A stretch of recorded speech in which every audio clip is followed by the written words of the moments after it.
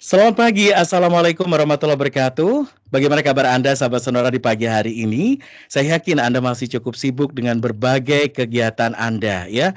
Mulai dari Anda sudah kembali harus bekerja lagi ke tempat kerja setelah cukup lama juga menjalani work from home. Mungkin sebagian besar sudah kembali lagi WFO, ya, work from office, walaupun jam kerjanya mungkin dipangkas, tidak kembali seperti normal. Apapun kegiatannya, kesehatan masih menjadi prioritas utama yang harus menjadi concern Anda di masa pandemi ini. Dan sebagai bentuk kepedulian Sonora bersama dengan Talenta Coaching and Training Center, kami hadirkan sebuah program acara yang membahas seluk-beluk tentang seputar dunia parenting, yaitu Parenting Talk yang hadir setiap hari Senin jam 10 sampai jam 11 di Sonora FM 98 Surabaya. Dan sahabat Sonora, untuk hari ini kita punya topik bahasan yang cukup menarik, ya. Topik bahasanya kali ini adalah install new behavior keluarga. Kita nggak hanya mengenal istilah new normal dalam kehidupan kita terkait dengan kondisi pandemi saat ini, tetapi kebiasaan baru dalam keluarga ini juga perlu diinstal, diprogram ulang, ya. Bukan kapasitas saya sebagai penyiar untuk menjelaskan itu. Saya sudah ada narasumber luar biasa yang saya hadirkan di perbincangan kita pagi hari ini. Saya sapa dulu, ada dua narasumber. Narasumber pertama adalah narsum tetap kami di program acara Healthy Talk. Ada Ibu yang luar biasa, Candidate Dr. Titis Tata MMCT NNLP CPSTF, founder dari Talenta Coaching and Training Center. Assalamualaikum, selamat pagi Bu Titis. Waalaikumsalam warahmatullahi wabarakatuh. Salam potensi talenta. Semangat, semangat, Salam semangat. potensi Selamat talenta, pagi, semangat. selamat pagi Dokter Windu. Selamat pagi juga pendengar Sonora semua. Selamat pagi Bu Titis dan Baik, Andri. ya. Itu tadi sudah Anda dengarkan. Di antara suara saya berharap saya menjadi laki-laki sendiri di obrolan kita pagi hari ini. Ternyata saya ada saingan. Nggak apa-apa, Bu Titis jadi yang paling cantik pagi hari ini. Biasanya saya dikerubuti ibu-ibu, kali ini Bu Titis yang dikerubuti bapak-bapak gitu ya. Ada narasumber tamu kita, saya sapa dulu ya. Selamat pagi. Ada Dr. Windu Santoso SKPM KIP atau MKEP gitu ya. Selamat pagi, Assalamualaikum. Waalaikumsalam warahmatullahi, Mas Andre dan Dr. Titis. Pada pagi ini selamat pagi untuk sahabat Sonora semua yang lagi live, yang lagi mengikuti acara talk show hari ini. Salam perubahan, berubah itu mudah dan beradaptasi itu indah. Waduh, tagline-nya luar biasa ya. Kita kan kenalkan dulu narasumber tamu kita, tak kenal maka tak sayang ya. Beliau ini sahabat Sonora adalah dosen di Stikes Bina Sehat PPNI Mojokerto ya. Beliau juga terlibat di bidang diklat HPMI, Himpunan Perawat Manajer Indonesia Jatim, juga sekaligus menjadi koordinator tatanan 8 Forum Kota Sehat Kota Mojokerto. Beliau juga pendiri ITCC, Indonesian Training and Consulting Center, konsultan perubahan perilaku dan adaptasi. Juga beliau pernah terlibat dalam proyek Stop TB bersama Aisyah Kota Mojokerto. Prestasi di bidang parenting adalah edukasi new normal atau new behavior. Ini juga cukup menarik untuk kita bahas dan kita akan banyak belajar kepada Pak Windu. Saya boleh panggilannya biar lebih akrab, boleh begitu ya Pak Windu ya? Boleh, silakan Mas Andri. Alhamdulillah. Santai saja. Baik, sahabat Sonora, kalau Anda penasaran dengan wajah-wajah kami, silakan Anda bisa lihat di YouTube channelnya Talenta Coaching, di Instagramnya juga ya. Nanti setiap hasil perbincangan narasumber, setiap episode diusahakan untuk diposting agar Anda lebih mengenal, waduh Bu Titis itu orangnya kayak apa sih? Wajahnya Mas Andre yang suaranya renyah ini apakah setampan kayak opa-opa Korea?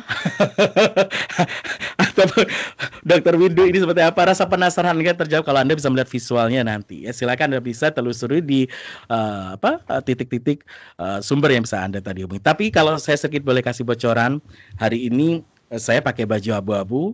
Pak Windu sedikit boleh saya mencontek pakai baju motif garis-garis ya Pak Windu ya? Betul ya Pak Windu ya? Bu Titis ini agak beda sendiri nih Pak. Ya kalau perempuan memang sukanya beda ya Pak. Tapi oke, ini momennya bukan Agustusan, tetapi nuansa itu tercipta di perbincangan kita hari ini karena membuat kita semakin sadar akan bangganya kita menjadi orang Indonesia. Merah dan putih, perpaduan yang sangat luar biasa.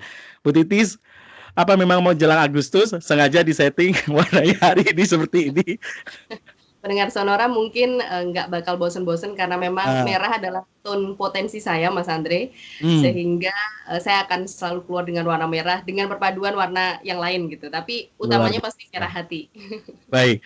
Nah, pakaian digunakan oleh Bu Titis ini, sahabat Sonora ya, sekali lagi disupport oleh teman-teman dari Iskalia Boutique. Anda bisa lihat koleksinya di Instagram @Iskalia Boutique. Baik, Bu Titis kita langsung ngobrol. Sebelum dengan ke narasumber, saya ingin tahu dulu lebih dekat dengan teman-teman di Talenta Coaching. Mungkin sahabat Sonora sudah mengikuti program ini beberapa kali, tidak asing lagi dengan Talenta Coaching and Training Center. Tapi untuk sahabat Sonora yang baru saja bergabung di episode kali ini baru ada perbincangan kok menarik nih. Aku dengerin, Talenta Coaching Center bisa diedukasi ke kita. Ini lembaga apa sih Bu Titi sebenarnya itu?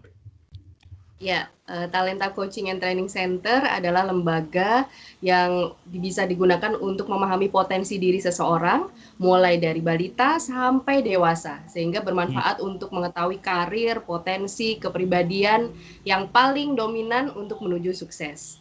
Nah, Talenta Coaching and Training Center ini bekerja sama juga dengan lembaganya Pak Windu. Kami sama-sama melakukan perubahan kepada generasi muda ataupun bagi yang sudah firm di bidangnya masing-masing, tapi saat ini saat new normal semuanya bergeser nih Ya, profesinya, usahanya. Nah, kami menyediakan wadah untuk memahamkan tiap orang terhadap potensi terbaiknya agar nggak buang-buang waktu, Mas Andre. nah Langsung ketemu kira-kira apa yang paling membahagiakan dalam hidupnya, dalam karir dan usaha. baik. Kalau Anda ingin lebih dekat dengan Talenta Coaching Training Center, silakan Anda bisa mengakses nomor WhatsApp-nya di 0812 361 88799. Baik, Bu Titis, kenapa kita mengundang Pak Windu untuk episode kali ini? Pasti ada hal yang cukup menarik juga untuk dijadikan sebagai alasan di belakang pemilihan Pak Windu untuk kita hadirkan di episode kali ini. Monggo Bu Titis. Ya, Mas Andre. Dr. Windu ini beliau adalah motivator perubahan yang sudah dikenal di Indonesia. Beliau aktif merubah banyak orang untuk menemukan sisi produktivitasnya gitu, Mas Andre. Jadi hari ini mungkin Mas Andre jadi klien pertama di udara. Oh gitu ya? Baik, Ya. baik. Jadi apa yang sudah dijalankan dengan maksimal, Dr. Windu bisa membuat kita di atas maksimal lagi, Mas Andre. Nah, itu adalah passion beliau untuk merubah seluruh Indonesia ini menjadi berdaya gitu ya. Gitu ya, Dokter ya. Oke. Siap. Kita Ya. maunya sesi konsultasi saya secara pribadi yang di-on-air-kan atau mau masuk ke tema ya enaknya? Kayaknya karena mau dijadikan contoh kayaknya, Mas Andre. Ya, dan hari ini temanya memang yang dipilih juga tentang perubahan keluarga. Ya. Karena saat ini data yang kita semua bisa lihat bahwa banyak sekali terjadi perceraian, banyak sekali terjadi keluarga yang tadinya baik-baik aja, anak jadi bermusuhan sama orang tua karena tidak siap dengan perubahan ini. Nah, Pak Windu akan menjelaskan bagaimana kira-kira menyikapi perubahan ini menjadi sesuatu yang positif. Baik. Baik, kita ngobrol bersama dengan narasumber kita Pak Windu atau Dr. Windu ya. Pak Windu, kalau kita ngomong tentang background yang disampaikan Bu Titis tadi, itulah kenyataannya yang terjadi sekarang gitu ya. Tapi kalau kita tarik kepada keluarga gitu kan, khususnya kepada anak yang menjadi fokus di setiap program acara Parenting Top. Perubahan positif secara umum pada anak itu kira-kira bisa terukur seperti apa sih, Dr. Windu? Monggo. Baik, terima kasih. Jadi ini tepat sekali pada fase perubahan yang diakibatkan adanya pandemi corona yang luar biasa di seluruh dunia. Jadi ini tepat sekali kalau kita saatnya melakukan reschedule, kalau saya sering mengistilahkan reschedule lifestyle. Jadi bagaimana mencoba untuk mereschedule ulang, menjadwal ulang, mendesain ulang bagaimana lifestyle yang sesuai dengan era new normal ini. Itu Mas Andri dan sahabat Sonora. Jadi nanti sebenarnya kalau tadi saya dengarkan Pak Choi tadi ya di acara sebelumnya, bahwa tadi topiknya bagaimana perubahan itu akan terjadi dan akan dipertahankan di keluarga kita, khususnya anak, karena memang anak ini tidak lepas dari lingkungan, dan lingkungan terdekat adalah keluarga. Jadi dalam fase stay at home atau work from home, ini betul-betul anak akan sangat erat atau sangat banyak berinteraksi, bahkan hampir 80-90% ketemu bapak ibunya, mama papanya, umi abinya, dan itu akan menjadi sangat-sangat berbekas nanti dalam memori anak. Karena apa yang terjadi pada diri kita, khususnya waktu kecil, itu akan kita ingat sampai dewasa. Jadi Baik. apa yang dikatakan bapak kita waktu kita masih kecil, waktu kita waktu SD, kakak kita waktu itu akan berbalas, akan sangat kita ingat. Coba Mas Andre juga saya yakin punya ingatan di masa SD bagaimana, di masa SMP bagaimana. Tadi kalau katanya kalau pernah ada yang tidak enak dengan mamanya, maka dia akan dendam katanya gitu. Kalau tidak enak sama tetangganya, mungkin dia akan ingat-ingat sampai tua nanti. Nah, ini yang perlu diwaspadai dalam era new normal ini.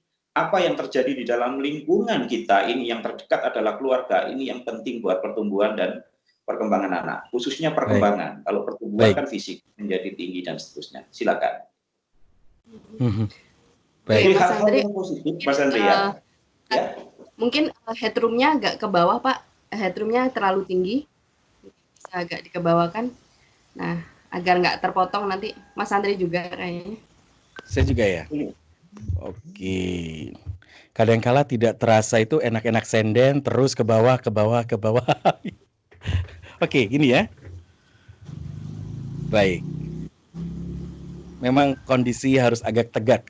Tempo hari saat dengan Pak Choi, ternyata setelah kami identifikasi penyebabnya kepotong Pak secara visual karena memang kurang ke bawah lagi kayaknya Pak Windu. Headroomnya masih terlalu banyak. Nah. Sendiri? Oke, sip. Oke. Baik, kita lanjut, monggo Pak Windu, dilanjutkan. Baik, terima kasih. Jadi di dalam fase new normal ini saya tambahkan adalah kesempatan kita melakukan reschedule lifestyle tadi. Reschedule lifestyle ini sebenarnya kalau dalam proses perubahan ini penting sekali, tergantung dari skenario apa yang akan kita buat. Jadi dalam proses berubah itu sebenarnya yang paling banyak menimbulkan kegagalan adalah perubahan yang tanpa skenario yang benar. Jadi orang akan cenderung tidak siap. Seperti saat ini, seluruh komponen di negeri ini, baik mulai dari anak SD, SMP, dan seterusnya, sebenarnya ketika corona atau COVID-19 itu muncul, khususnya di negeri kita, orang dalam kondisi kalang kabut, tidak siap.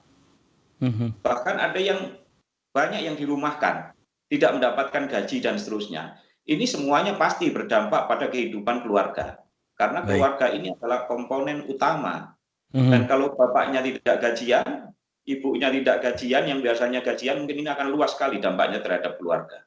Jadi nanti mungkin suasana keluarga tidak akan seperti biasanya. Ya, ini yang disebut dalam teori perubahan adalah sebagai istilah saya yang sering saya katakan adalah pain chain, Mas. Saya sering suka selewengkan supaya mudah diingat oleh masyarakat, penceng gitu ya. Saat berubah kita itu penceng gitu ya. Penceng itu pain, change, pain saat terjadi perubahan. Gitu. Oh, penceng maksudnya adalah pain change. Pains dan change gitu ya. Ya, pain change itu transisi dalam sebuah proses perubahan itu secara normal akan terjadi pada setiap manusia. Jadi saya katakan normal karena proses perubahan itu ada istilah adalah natural, alami. Perubahan itu pasti kita alami dan semua pasti pernah alami. Contohnya Mas Andre, sejak kecil sampai dewasa, pernah kan tidak punya gigi, tumbuh gigi, nanti giginya juga akan hilang lagi. Nah, itu semuanya ada proses yang nyeri nanti. Ketika tumbuh gigi bengkak gusinya. Anak-anak suka giginya tumbuh, muncul itu bengkak dan biasanya panas, ada nyeri yang hebat. Ya, siapa lagi yang bingung kalau nggak mamanya nanti ya. Bu Titis pasti pernah ngalami nih, anaknya tumbuh gigi, bengkak, panas, dan dipikirnya sakit, padahal itu adalah proses berubah dari nggak punya gigi, tumbuh gigi misalnya. Nah, oke, itu sementara. Baik. Ini kalau dikaitkan dengan kondisi new normal, itu kan contoh-contoh tadi adalah perubahan-perubahan yang dihadapi oleh anak-anak secara natural gitu. Pasti selalu mengalami perubahan. Kalau dikaitkan dengan kondisi new normal setelah mengalami masa tidak sekolah cukup lama, perubahan-perubahan positif apa sih menurut Pak Windu yang bisa dijadikan poin di masa pandemi ini? Baik, terima kasih. Yang pertama saya ingin menyampaikan perubahan positif adalah berperilaku hidup sehat. Ini penting sekali kita sampaikan di masyarakat saat ini. Jadi misalnya anak-anak yang selama ini bebas berkeliaran ke sana kemari, ikut kita kemana-mana, ikut keluar rumah, setiap belanja ke mall dia ikut.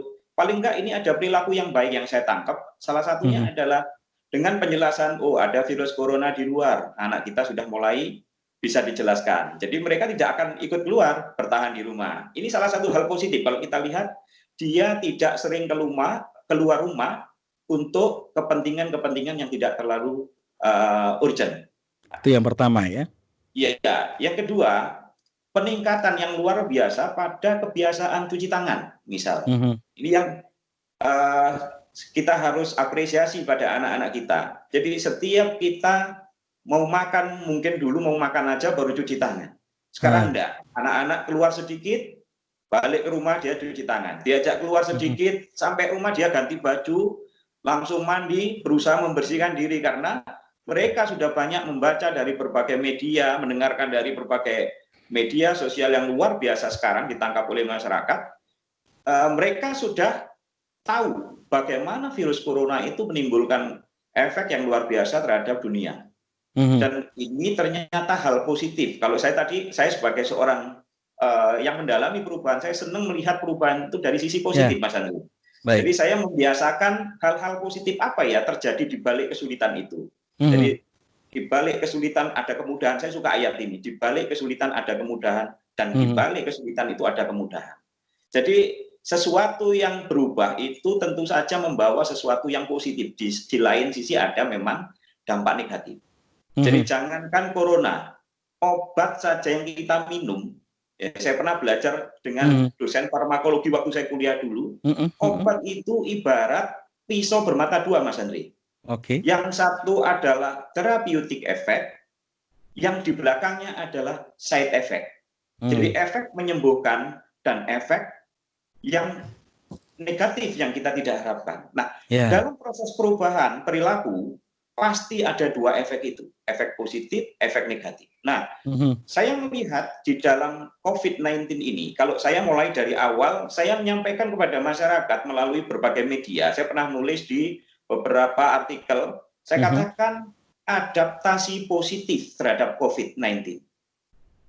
Ambil peluang di balik kehadiran COVID-19. Ini adalah bahasa motivator. Bagaimana kita men-setting otak kita, memandang sesuatu itu secara positif. Dan ini penting untuk anak-anak kita. Jadi kita tinggal menegaskan ketika mereka belajar cuci tangan dan seterusnya, kita tinggal nambahin nanti. Oke, bagus. Jadi kalau mau makan, di meja makan sudah siap, dia belum cuci tangan, sudah pegang makanan, kita suruh, ayo stop, cuci tangan. Ini fungsi orang tua ini nanti, dan keluarga ini, lingkungan yang baik itu di situ. Coach, dampingi mereka untuk mendapatkan perilaku positif selama proses transisi ini.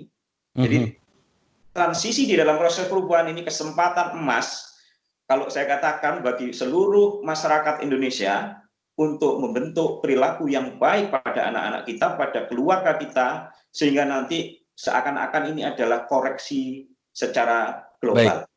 Ya. Ada narasi pesimis yang selalu disampaikan, kadangkala orang itu mau berubah kalau ada daya paksa, gitu kan. Nah, Mungkin itu sangat relate sekali dengan situasi seperti ini ya. Terlepas dari Anda khawatir situasi pandemi, tapi sebenarnya peluang dan perubahan yang tanpa Anda sadari itu sekarang menjadi habit baru dan menjadi skill baru juga. Saya ingin sharing lebih intim lagi sama Bu Titis nih. Kalau anak-anak di rumah Bu Titis ya, mengalami perubahan apa saja Bu yang positif selama masa pandemi ini Bu Titis? Ya, pada saat perubahan ini saya sempat sharing sama Dokter Windu gitu. Saya bilang gini, Pak, kondisi ini kayaknya nggak oke banget deh secara usaha gitu ya, Hmm. secara kewajiban sebagai istri, sebagai mama gitu. Aduh Pak, saya kok rasanya banyak sekali yang harus saya lakukan gitu. Kemudian Pak Windu cuman ketawa aja, dia bilang, ya namanya juga perubahan Bu gitu ya. Hmm. Jadi eh, seseorang yang mampu mengatasi perubahan ini dengan lebih tenang akan lebih cepat mendapatkan side positifnya gitu ya. Hmm. Nah, pada saat saya sharing dengan Pak Windu waktu itu bahwa ya memang perubahan ya pasti ada menyakitkannya, Bu, gitu. Hmm. Saya di situ langsung klik, oh iya ya, semua yang menghimpit saat ini karena perubahan itu saya harus segera membuatnya menjadi sudut yang positif gitu. Akhirnya saya melihat bahwa oke, anak-anak saya pasti quality time dengan saya dan papanya Hmm. pasti lebih baik gitu. Itu pertama perubahan kepada anak saya. Kemudian yang kedua adalah lebih komunikatif karena biasanya kita terpisah oleh jam sekolah, saya juga jam kerja dan lain-lain. Sekarang lebih sering intens, lebih banyak nanya, lebih Hmm. banyak saya harus menjelaskan sebagai guru di rumah gitu. Tapi saya ambil angle positifnya bahwa waktu saya tidak tersita karena ini sebenarnya saya sedang mengisi anak saya Hmm. dengan kasih sayang. Jadi pemaknaan baru yang dilakukan pendengar sonora juga kepada keluarga yang di rumah, yang kita rasakan sebenarnya kita incas lebih lama, sebenarnya bukan incas Hmm. lama, kita malah justru memasukkan banyak hal positif ke anak kita saat ini. Itu yang mesti kita sudut, Baik, yang mesti kita mindset yang mesti kita pahami saat ini. baik. Perubahan ini membawa dampak kita bisa mengisi lebih banyak pada anak kita sehingga nantinya anak kita juga siap lebih awal gitu Mas Hmm. Andre gitu. Baik.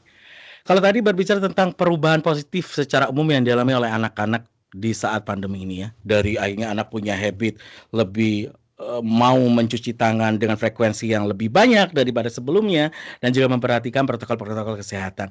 Nah ini, Pak Windu, kalau kita berbicara di aspek keluarga ya, khususnya di ala new normal ini, perubahan-perubahan seperti apa yang menurut kacamata Pak Windu nih sudah mulai dialami oleh keluarga-keluarga di Indonesia? Baik, terima kasih Mas Andri. Selamat pagi juga untuk sahabat Sonora yang dirahmati Allah. Semoga mudah-mudahan di era pandemi ini diberikan kesehatan, gitu ya. Jadi kuncinya pada keluarga ini adalah seperti saya katakan tadi. Saya suka mengatakan reschedule lifestyle. Jadi Mhm. ubahlah gaya hidup Anda di era pandemi ini. Ini kesempatan emas. Kalau nggak ada corona, nggak ada COVID, kita nggak akan rame-rame berubah. Ya. Ya, kita nggak akan rame-rame berubah. Jadi di keluarga ini saat ini di Indonesia maupun di dunia yang tadinya gaptek, ya, yang tadinya gaptek, ini saya yakin setiap hari saat ini yang namanya video call, pakai Zoom, pakai Google Meet, pakai Skype, seperti ini sesuatu yang sangat familiar sekarang. Ya. Padahal saya belajar dengan Skype ini sekian tahun yang lalu, 2000 berapa itu di awal-awal Skype. Belum banyak orang pakai Skype.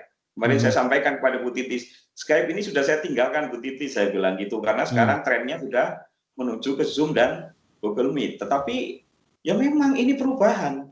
Ini perubahan. Kita ngikuti perubahan. Siapa yang nggak mengikuti perubahan ya ketinggalan.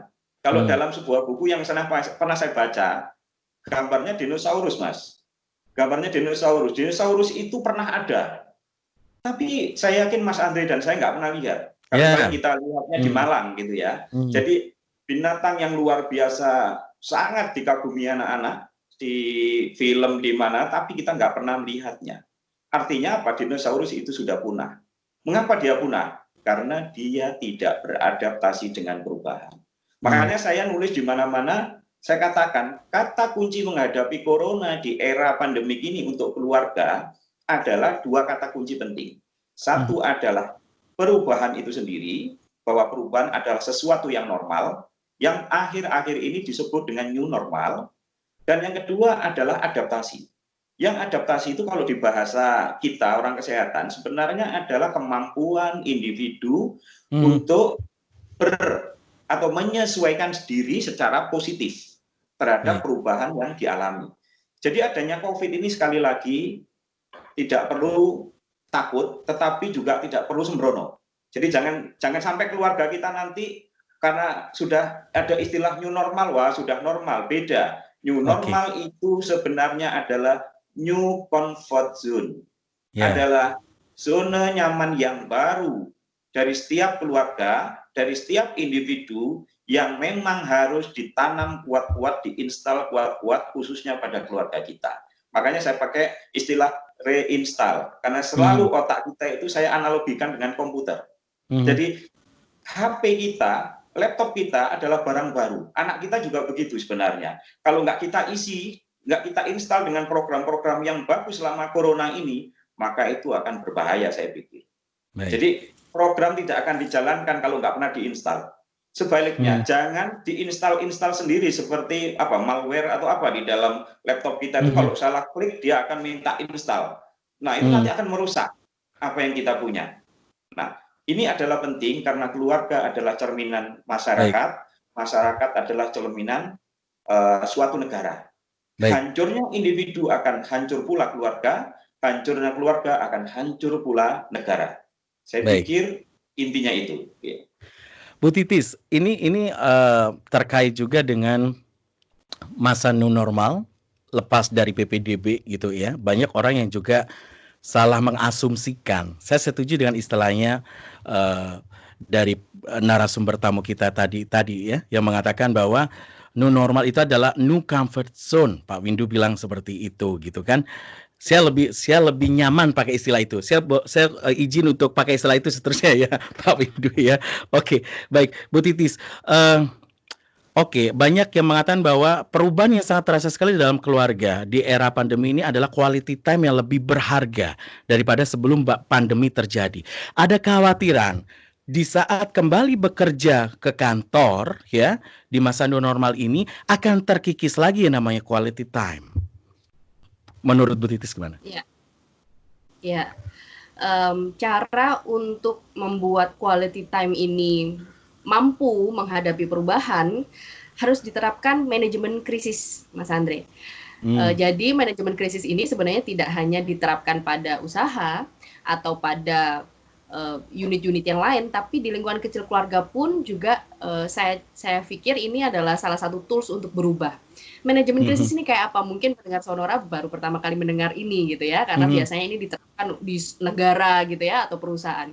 Manajemen krisis ini adalah bagaimana kita melakukan kebijakan berdasarkan krisis gitu ya, yang abnormal gitu ya. Kemudian mengkalkulasi apapun abnormal. Jadi caranya begini di dalam keluarga. Keluarga ini kira-kira pemasukan yang memang benar-benar dibutuhkan itu harusnya berapa untuk mengantisipasi pengeluaran. Kemudian anak-anak, kira-kira waktu yang memang benar-benar mereka butuhkan agar mereka itu nyaman itu berapa jam gitu ya. Kemudian waktu kita bekerja saat ini loh ya, disesuaikan dengan waktu saat ini. Waktu kita bekerja itu yang memang benar-benar dibutuhkan kantor kita itu berapa jam. Misalnya wirausaha juga dengan kondisi saat ini menghasilkan 1 juta rupiah misalnya itu harus berapa jam, beda dengan yang sebelumnya kan.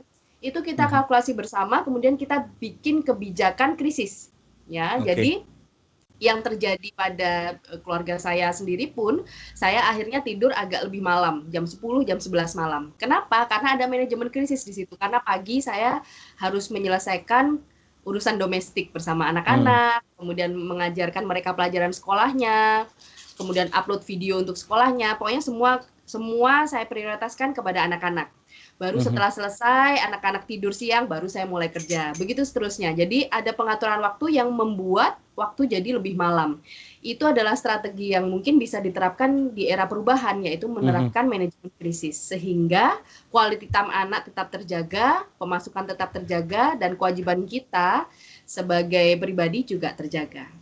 Baik, sahabat Sonora, pagi hari ini kita masih membahas topik bahasan ya, install new behavior keluarga. Bagaimana seharusnya keluarga bersikap terhadap kondisi new normal yang sekarang dialami dari sisi positifnya. Penambahan skill, akses teknologi yang cukup mudah. Tetapi bagaikan pisau bermata dua, ya. Kita berbicara di konteks anak. Ternyata anak sekarang cukup mudah mengakses teknologi. Tentu perlu yang namanya tool pengendalian agar anak saat menuju perubahan barunya ini tidak kebablasan. Nah, seperti apa cara mengendalikan anak menuju perubahan barunya? Kita akan bahas nanti di segmen selanjutnya. Jangan kemana-mana, tetap di program Parenting Talk. Baik, kita lanjut lagi, Pak Windu dan juga Bu Titis. Baik, sahabat Sonora, terima kasih Anda masih mendengarkan program Healthy Talk pagi hari ini ya. Hasil kerjasama Radio Sonora FM 98 Surabaya dengan Talenta Coaching and Training Center. Dan Anda bisa mendengarkan program acara ini setiap hari Senin jam 10 sampai jam 11. Untuk episode kali ini, sahabat, kami hadirkan topik bahasan install new behavior keluarga.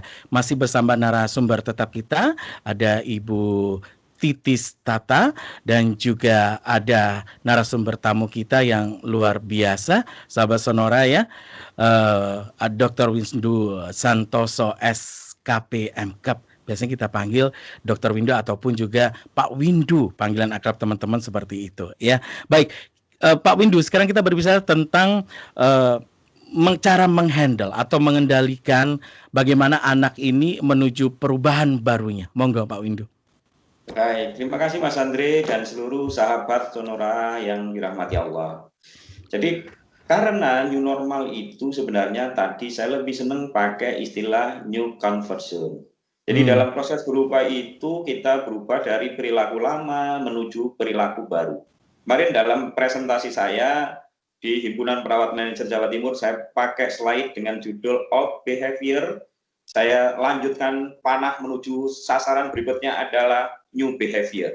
Jadi mohon maaf karena saya lihat di masyarakat istilah new normal ini agak rancu sepertinya karena akhirnya menimbulkan kesan sudah normal. Nah, ini yang perlu dipahami bersama di setiap keluarga yang ada di Indonesia.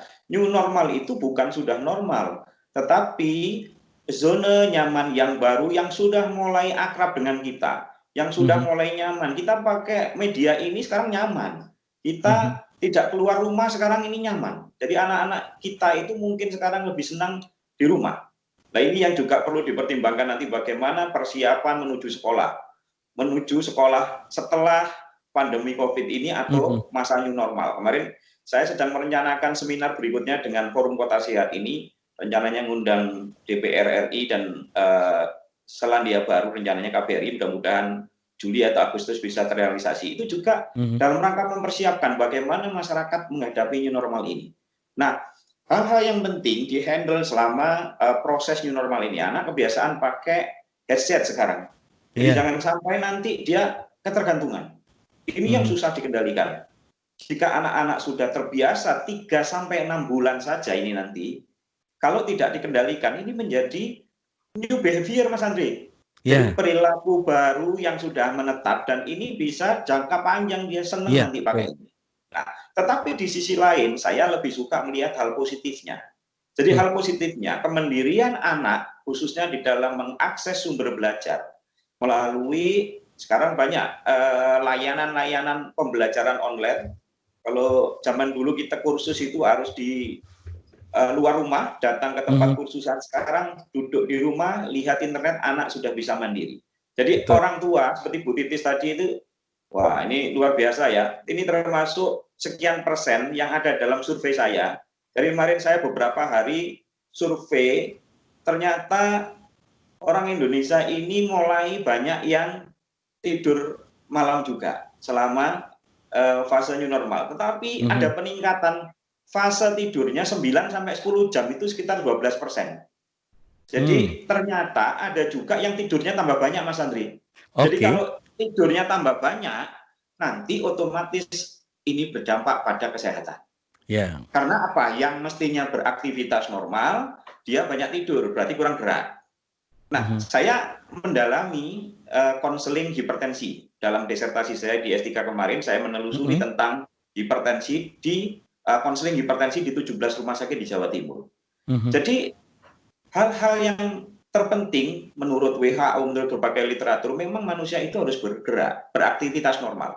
Makanya di dalam era new normal ini, bukan kita malas-malasan, tapi justru Bapak, Ibu, atau anak-anak justru harus banyak bergerak. Entah itu jalan-jalan di depan rumah, yang sekarang mulai tren goes. Ya, pakai sepeda panjang. Tapi hati-hati, ini tren lama sebenarnya. Orang naik sepeda itu kan sudah sejak kecil kita naik sepeda, nggak ada mobil. Ini muncul lagi di mana-mana, pergi ke alun-alun, pergi ke lokasi-lokasi wisata. Tapi hati-hati, protokol kesehatan tolong diperhatikan. Gunakan masker, karena masyarakat kita masih banyak yang belum yakin ini bahwa masker itu merupakan proteksi untuk dirinya dan orang lain. Ya, ini sekalian ini saya sampaikan kepada seluruh pendengar nanti manakala sempat mendengarkan Radio Sonora ini, atau lebih sering nanti semua pembicara dipesenin bagaimana masyarakat ini segera punya perilaku baru menggunakan masker di setiap aktivitas di luar. Kenapa? Karena menurut berbagai informasi di WHO dan seterusnya, penggunaan masker itu mampu mencegah penularan berbagai kuman yang lewat udara. Istilahnya bisa droplet infection ataupun aerosol. Dan sejak bulan Maret bahkan saya sudah menyampaikan di teman-teman forum Kota Sehat Kota Mojokerto di grup WA, tolong gunakan masker. Karena saya waktu itu mendengar himbauan masker hanya untuk orang yang sakit. Masker hanya dipakai untuk yang di garda depan. Saya ini perawat, Mas Andre. Saya membayangkan kalau masyarakat kita ini tidak segera berperilaku positif, betapa beratnya teman-teman saya sebagai perawat di rumah sakit dan dokter itu. Pasien akan semakin meningkat, jumlah pasien akan semakin banyak, dan kita semua akan kewalahan nanti. Nah, makanya Jawa Timur sampai hari ini kalau tidak salah adalah ranking tertinggi. Ini luar biasa. Jawa Timur melebihi Jakarta dan Jawa Barat yang tadinya Jakarta sudah cukup tinggi. Kenapa? Karena Jakarta saat ini sudah menerapkan SPB lebih dulu, perilaku masyarakatnya mungkin lebih dipaksa. Tadi ada istilah berubah karena dipaksa. Jadi ada teknik perubahan yang disebut teknik kursif yang pernah saya baca. Jadi orang itu mau berubah perilaku di dalam keluarga itu mau berubah perilaku kalau dipaksa. Jadi bagaimana menghandle orang yang susah berubah? Dipaksa. Tetapi saya sebagai orang yang menekuni perubahan ini, saya sebenarnya sangat menghindari keterpaksaan ini. Memaksa orang berubah itu bisa menimbulkan dendam, kata topik yang sebelumnya. Jangan memaksa orang, tapi lebih baik meningkatkan pengetahuan, improve knowledge-nya. Sikapnya akan terbentuk positif, ketika sikapnya sudah positif, pro perubahan, maka perilakunya akan berlangsung lama. Jadi sebagai seorang kesehatan saya sangat antusias memang bagaimana melakukan edukasi ini secara luas di berbagai media bahwa penggunaan masker sampai hari ini memang sangat penting. Jadi tolong jangan ada masyarakat yang mengatakan penggunaan masker ini tidak berarti atau tidak bermakna. Ya, kita nggak tahu virus ini sangat kecil. Kita dapat dari mana? Kita kontak dari mana? Maka cara yang terbaik adalah sementara cuci tangan, menggunakan masker, menjaga jarak, karena masyarakat kita sampai hari ini masih belum melakukan ini secara sempurna. Sehingga Jawa Timur kalau mau menurunkan angka kejadian ini yang paling murah adalah patuhi protokol kesehatan. Jadi kesadaran di keluarga terutama, kesadaran di masyarakat ini yang harus tercipta. Jadi seorang bapak, seorang mama, seorang ibu, Bu Titis bisa nanti dimulai dari keluarganya. Ketika anak kita keluar lupa pakai masker, gampang, sentuh, gunakan masker. Nah, ketika Bu Titis nanti ketemu teman dimanapun, karena Bu Titis ini keluar luar biasa kemana-mana, jangan lupa gunakan masker. Ketika nanti kita diajak presentasi ini berdampingan, misalnya dalam satu ruangan mungkin 5 orang, 6 orang, tolong pakai masker. Nah ini Mas Andri, saya lihat Mas Andri sama Bu Titis berdampingan semuanya nggak pakai masker ini. Nah ini contoh edukasi yang saya lakukan. Jadi saya kemarin waktu ngisi acara dengan 3 negara, dengan Ibu Wali Kota, saya diminta untuk moderator untuk mendampingi beliau di satu ruangan. Saya mengatakan, saya mohon izin saya dilakukan di rumah. Kenapa? Karena ini adalah edukasi kepada masyarakat. Karena ini adalah contoh nyata kita sebagai pioneer of change, orang-orang yang mendukung perubahan dan yang mempropagandakan perubahan supaya masyarakat kita menjadi lebih baik. Salah satu cara inti di keluarga kita adalah cegah perilaku-perilaku anak yang mulai menyimpang dari kebiasaan-kebiasaan yang baik, penggunaan headset jangka panjang yang melebihi batas tadi, tidak beraktivitas normal seperti sedia kala, mungkin kalau tidak sekolah dia akan malas-malas bangun, dia akan mandi siang dan seterusnya, itu side effect seperti pisau bermata dua.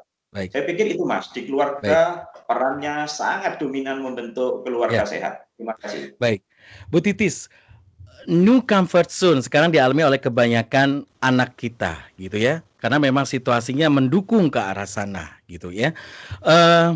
Bentuk intervensi apa yang dilakukan oleh Bu Titis sebagai orang tua kepada anak ini agar new comfort zone-nya ini masih terkendali kepada hal-hal yang positif, gitu ya? Dan cara intervensinya itu gimana? Bisa sharing sama kita, Bu Titis, kalau di rumah? Iya. Intervensi dan perubahan ini dua hal yang memerlukan effort lebih gitu ya dari kita sebagai orang tua. Jadi metode untuk melakukan aktivitas di depan rumah itu yang saya pilih gitu Mas Andre, untuk tidak membuat mereka ada di dalam berlama-lama.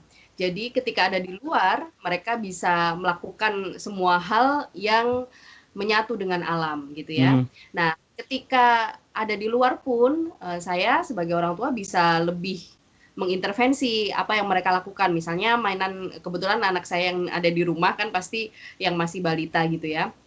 Dia mainan pasir atau misalnya sepedaan atau mainan bola, itu semua saya beri batasan waktu gitu. Sehingga waktu berlama-lama di rumah itu tetap ada peraturan. Jadi perubahan disertai dengan perubahan aturan juga. Yang dulu misalnya mereka bermain-main itu ketika sore hari karena paginya udah sekolah kan. Nah, kalau sekarang dari pagi sampai sore itu mereka full bermain. Sehingga saya beri batasan waktu juga, walaupun kuotanya panjang, tetap arena bermain hanya tetap sore hari. Pagi harus bonding dengan orang tua gitu ya. Kita belajar bersama, saya bacakan buku-buku dan lain sebagainya. Jadi intervensi yang dilakukan orang tua lebih kepada penjadwalan, Mas. Itu penting sekali. Kalau kita sudah menerapkan jadwal, dengan sendirinya yang lainnya akan mengikuti gitu. Ada peraturan baru, kebijakan baru terhadap perubahan ini. Kebiasaan baru, ya wajar kalau juga diikuti oleh aturan yang baru gitu ya. Nah, tapi yang paling penting dari semua itu tadi yang menjadi poin dan penegasan adalah sekali lagi new normal ini jangan dianggap sebagai suatu kondisi yang aman dalam tanda petik ya. Sebenarnya sewajarnya kondisinya masih pandemik, bisa dikatakan seperti itu ya Pak Windu ya. Tetapi new behavior-nya inilah, new comfortnya inilah yang harus tetap disesuaikan on rule gitu ya, tetap disesuaikan dengan protokol kesehatan yang ada, pembatasan akses penggunaan piranti elektronik, karena bagaimanapun juga kondisi fisik kita ini juga punya batas waktu kemampuan untuk mengakses itu semua. Baik, nah di segmen terakhir ini Pak Windu ya, kita punya satu bahasan lagi tentang bagaimana sih cara membuat perubahan itu menjadi suatu hal yang bersifat permanen ya, sepermanen mungkin, tetapi efeknya itu masih positif gitu loh. Monggo Pak Windu.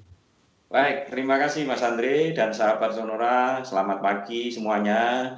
Jadi proses berubah itu kita sedikit bercerita bahwa perubahan dari zona yang lama, jadi perilaku-perilaku yang lama itu kan ada yang baik, ada yang buruk juga Mas Andre. Tidak semua manusia pasti punya sisi positif negatif.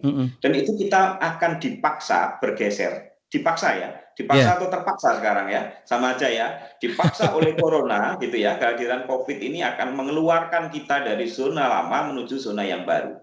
Bahkan ini kalau misalnya, kalau zaman dahulu misalnya anak-anak kecil yang sulit bangun gitu ya, kalau orang tua kita orang desa itu biasanya suka mengistilahkan dengan apa, disiram air ya Mas ya, dikepiok air gitu ya. Betul. Jadi sebenarnya paksaan untuk anak itu keluar dari zona nyamannya sebenarnya. Karena tidur di pagi hari itu enak-enaknya memang.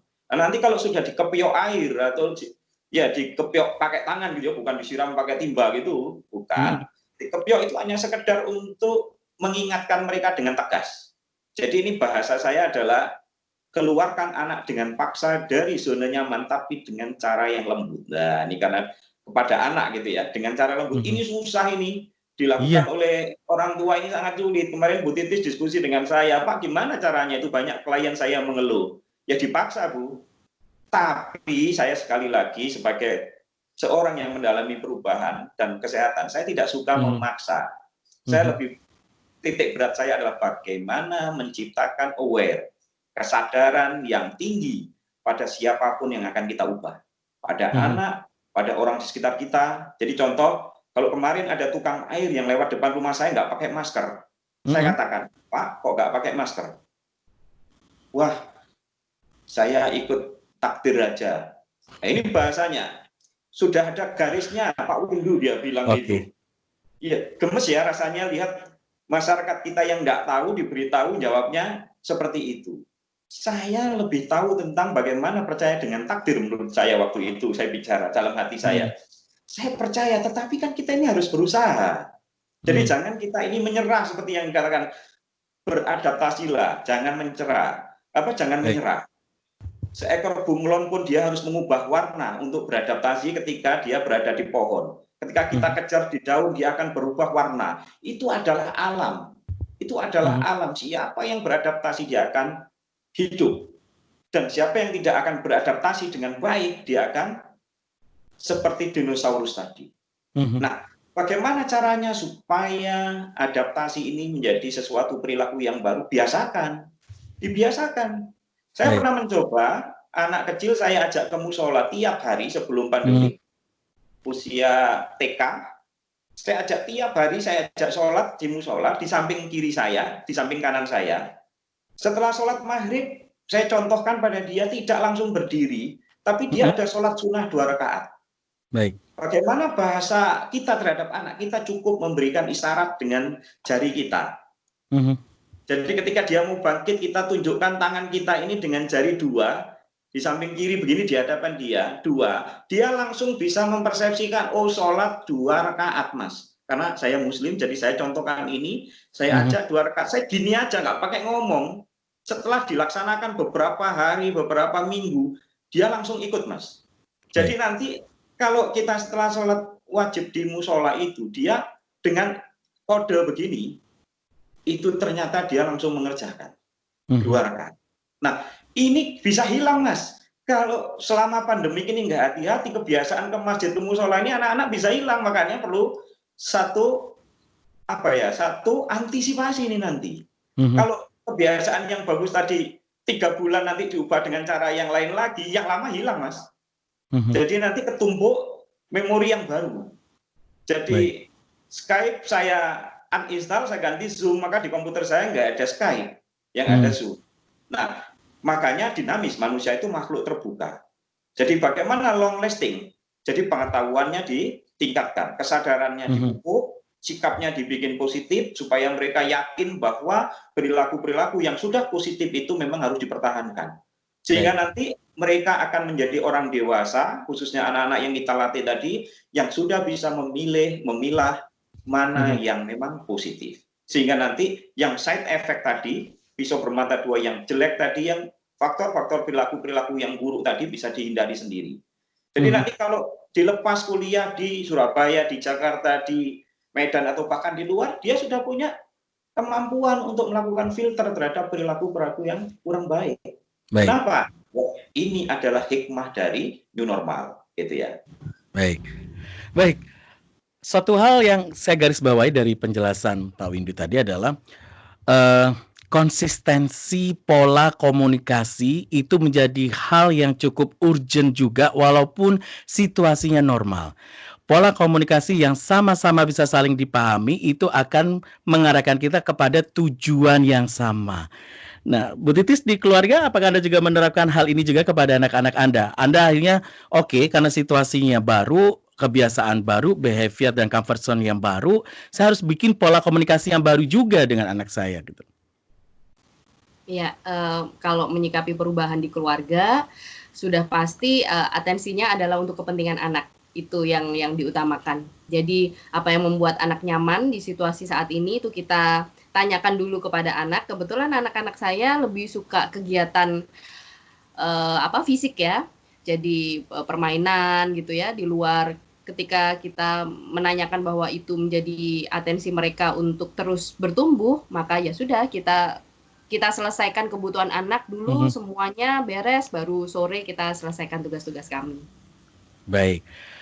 Bapak Ibu ya, obrolan kita seru, saking serunya nggak kerasa kita udah di ujung acara ini. Sebagai rangkuman dan juga sebagai poin dari obrolan kita ya, agar sahabat Sonora juga bisa mengambil intisari dari hampir 50 menit perbincangan kita ini. Dr. Windu bisa dijelaskan kepada kita sebenarnya sekaligus menjadi rangkuman. Kenapa di masa new comfort zone ini atau di masa new normal ini menginstal lagi new behavior keluarga itu menjadi isu yang sangat penting. Monggo. Baik, terima kasih. Saya lebih memilih menggunakan new behavior sama new comfort zone ya Mas ya. Karena saya mengamati di masyarakat sekarang ini banyak yang salah tangkap dengan adanya istilah new normal, banyak yang sudah kesana kemari tanpa menggunakan protokol kesehatan.